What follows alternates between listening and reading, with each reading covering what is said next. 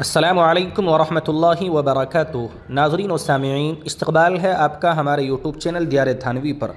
جیسا کہ کل بعد نماز مغرب آپ تک یہ اطلاع پہنچائی گئی تھی کہ فقیہ الاسلام حضرت مولانا مفتی مظفر حسین صاحب کے بھتیجے اور ان کے جانشین حضرت مولانا محمد سعیدی صاحب نور اللہ مرقدہ، ناظم و متولی مظاہر علوم وقف سہارنپور کا انتقال ہو گیا تھا۔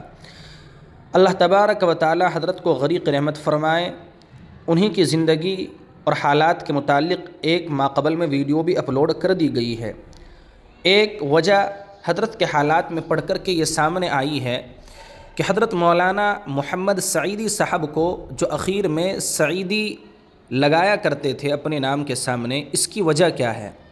اس کی عوام اور بہت سے لوگوں میں جو مشہور ہے، ایک وجہ تو یہی ہے کہ حضرت مرحوم کے جد امجد جد بزرگوار حضرت مولانا مفتی سعید احمد اجراڈوی رحمۃ اللہ علیہ سعید کے نام سے جانے اور پہچانے جاتے تھے، تو حضرت مرحوم بھی اپنے دادا کی طرف منسوب کرتے ہوئے اپنے آپ کو سعیدی کہا کرتے تھے۔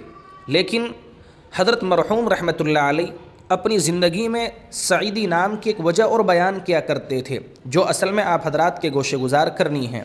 حضرت مرحوم مولانا محمد سعیدی صاحب نور اللہ مرقدہ ایک وجہ یہ بیان کرتے تھے کہ سعید کے معنی نیک بخت کے ہوتے ہیں، تو قیامت کے دن مجھے امید ہے اور کہ سعادت مندوں کے ساتھ اللہ تبارک و تعالی میرا حشر فرما دے، تو اس وجہ سے میں اپنے نام کے اخیر میں سعیدی بھی لگاتا ہوں۔